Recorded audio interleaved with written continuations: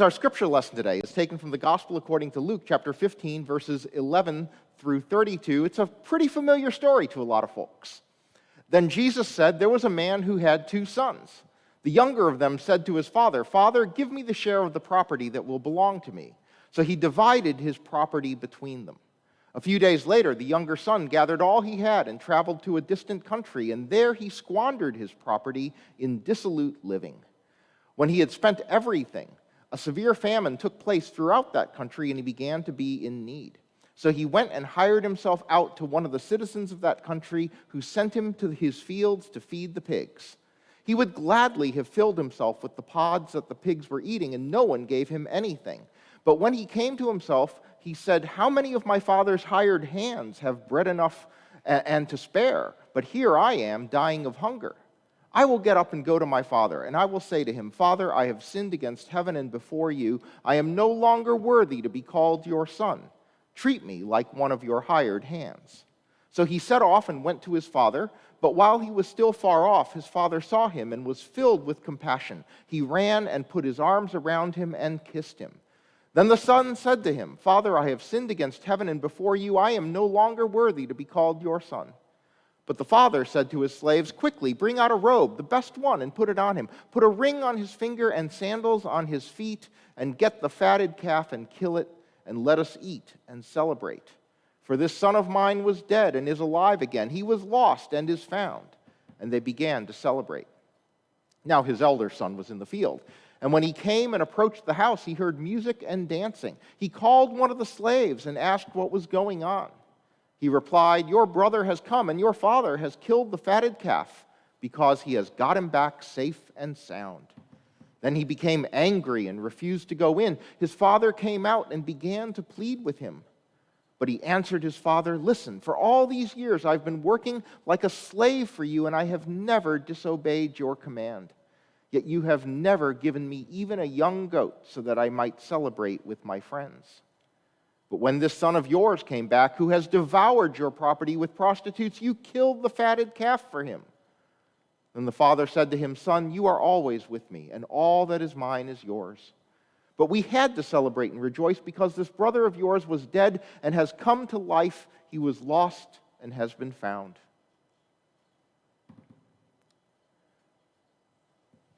Well, I don't know what your attitude is toward birthdays when they roll around, okay? I tend to be in the ignore the day camp.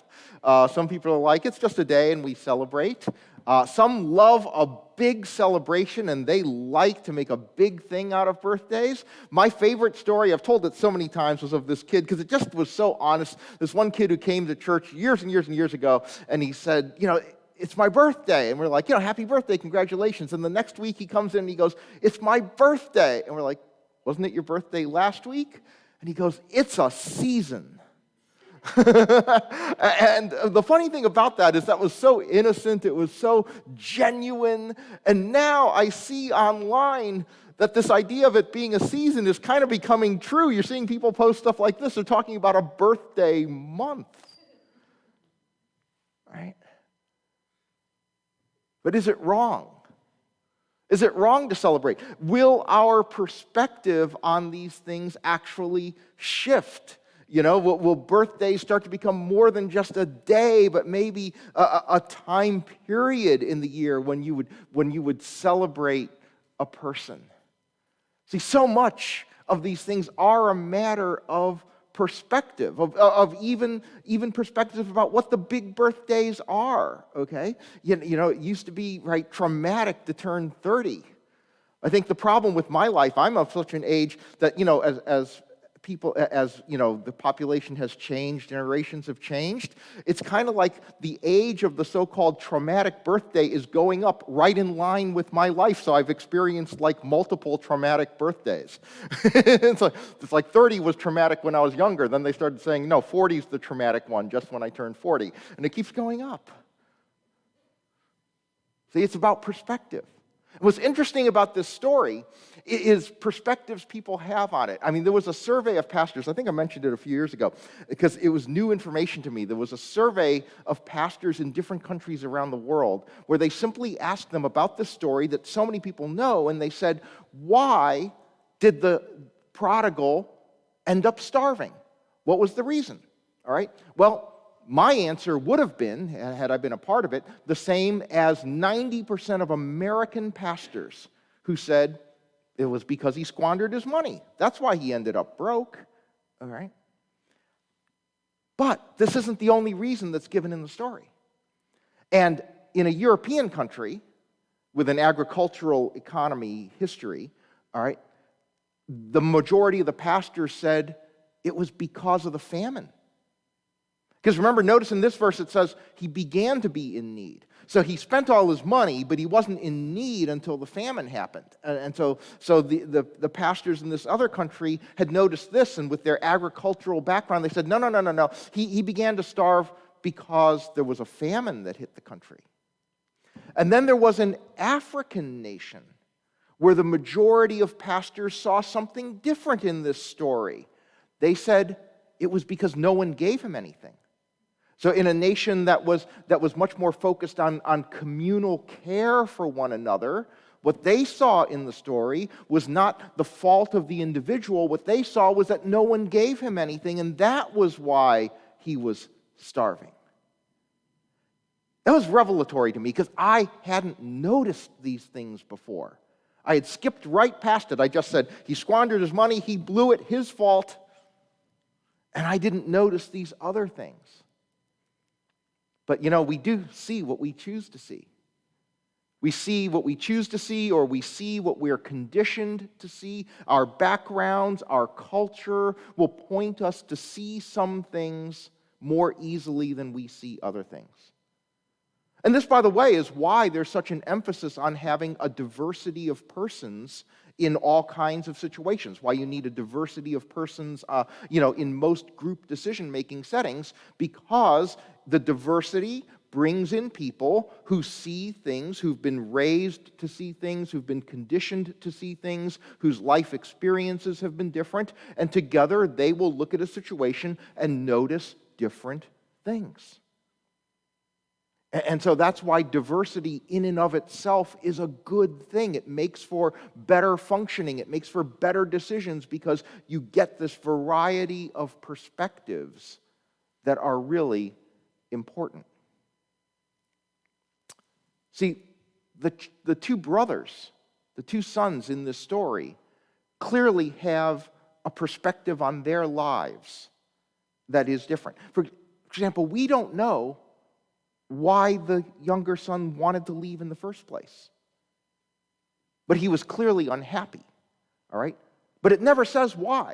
He just asks his dad for his share of the inheritance and goes to a distant country, gets as far away from home as he could go, and it never tells us why. But clearly, his perspective on home was that it was inadequate. We don't know what it was. We don't know how he felt stifled. Maybe he just hated his other brother. We have no idea what the issue was, but somehow he was unhappy and he felt like he needed to leave. And then the elder brother, later on, when the elder brother is talking to the father and talks about his experience of being the son who stayed home and did the work, look at how he describes what he did. For all these years, I've been working like a slave for you. He didn't describe his time as having been a time of joyful obedience. He described his time as being like slavery. That's interesting. That's how he saw the time he spent at home.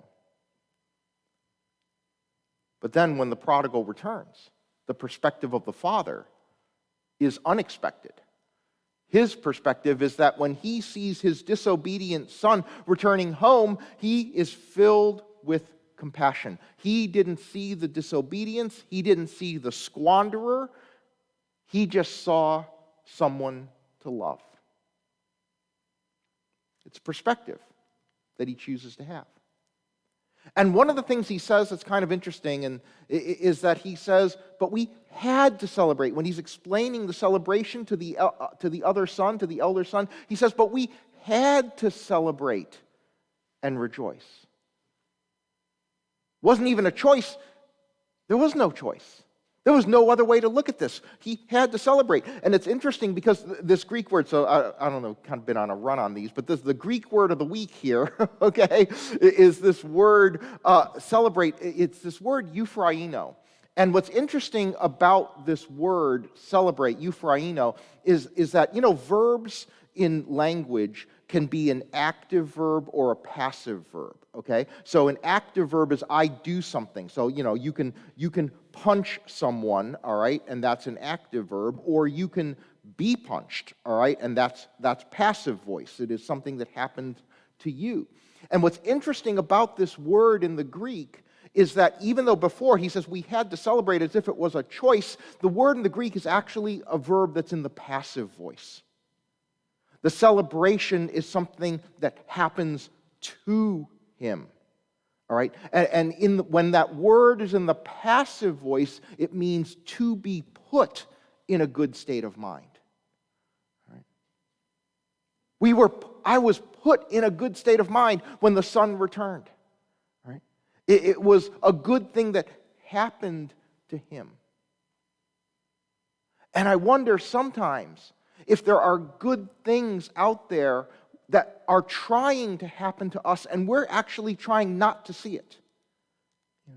Are we choosing to deter joy from our lives? Is there an opportunity for joy that's there? Is there an opportunity for celebration that's there? Is there an opportunity to be in a good frame of mind, and somehow we've decided not to see it that way? We've decided that we're not going to let the joy happen to us. We've decided that we're going to put a wall up that keeps the joy from coming to us.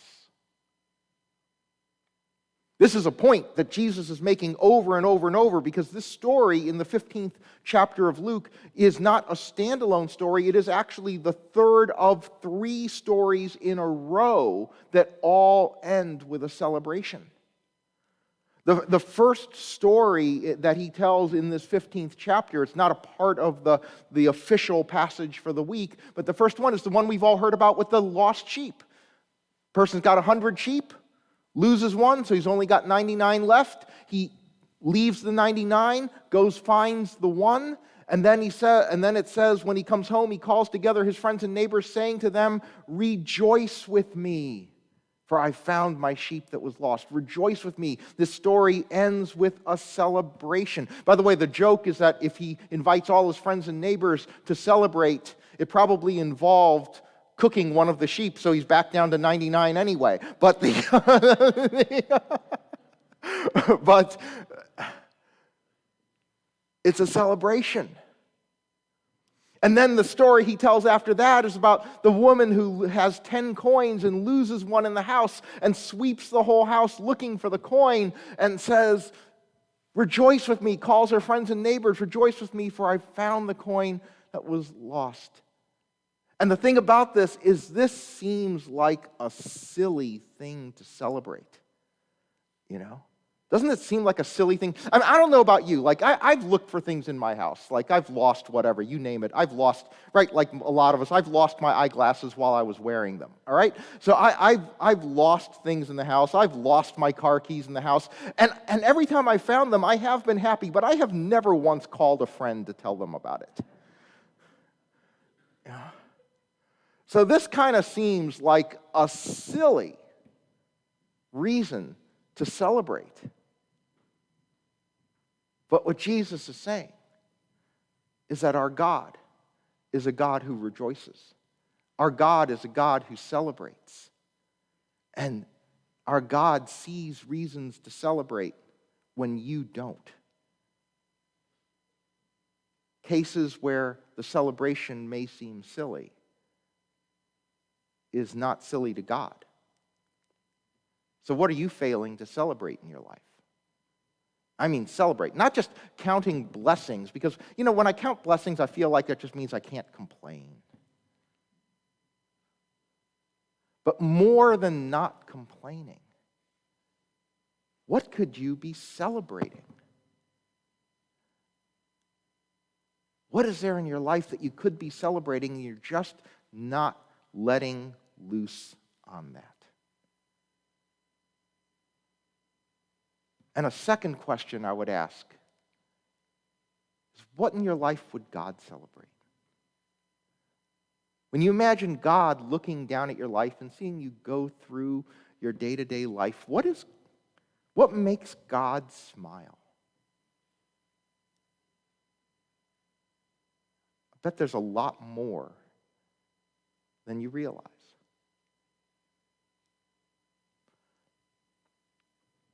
If you can't think of anything that would make God smile, then actually you're thinking like the prodigal.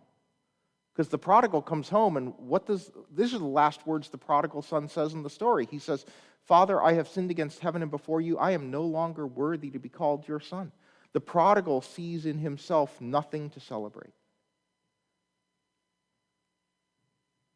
But God did. Just because he came home. God saw a reason to celebrate for him that he didn't even see in himself. And I wonder if it's just that we don't celebrate enough. And I'm guilty of this. I need an attitude adjustment in this regard. All right? I don't celebrate nearly enough. I mean, for example, I've been watching a little bit of March Madness. I know everybody's been watching the St. Peter's story, a local story, tremendous story in the NCAAs. All right, that was great. And one of the big stories this year is that Mike Shoshevsky, who's been the coach at Duke for 42 years, is finally retiring. This is his last season. So all through the tournament, every game in the tournament could have been the last game of his 42-year career. And the thing I noticed about him this year versus all the other years, because he just set a record last night. Duke made it to the Final Four, which gives him as a coach the most Final Four appearances of any coach in history. He had been tied with John Wooden with 12 trips to the Final Four, and he won his 13th last night. Okay. But the thing is, most of the time, the coaches win a game and they're happy, and you talk to them, and in the midst of the tournament, they keep going, "Oh, yep, but, we can't celebrate too much now. We got to focus on our next opponent. We've got another game, we're not done. The mission's not over. We got to focus on our next opponent." And the thing this year that I noticed about Coach K is that after each win, he's just celebrating. He is relishing this, because this is his last year coaching. He's going to retire, and he is just celebrating every win. He's celebrating every win. He is celebrating his team with every win. I'm seeing him have more joy this year than I've ever seen him have as a coach, because he's appreciating it more. And I'm looking at that and saying, man, shouldn't that be the way we live? Right? And it's a message to me. Every win, I have that tendency in my own life to go, okay, yeah, that was great, we did fine, but there's another game. There's another thing to win. There's a next thing to accomplish. So I kind of need to go home and listen to the sermon. Okay? because I know in my own heart, in my own life, I need to do some more celebrating. Maybe you do too. Maybe we all need to let ourselves be put in a good state of mind. That when the joy is there to be had, to allow it to happen to us. And even when we can't see the celebration, remember that God can. So often in faith, there is a temptation, because it happens, and it is true, that a lot of times we look at our lives and we may think we're doing okay, and then we come in faith to understand that God is saying, you could do better. And that's certainly true a lot of the time. A lot of the time we think we're being moral, we're being upright, and God is saying, you could do better, and that's certainly true. But even more of the time, I think we're failing to celebrate what God wants to celebrate. I think even more of the time we're saying, I'm not worthy to be your son, and God is saying, bring out the fatted calf.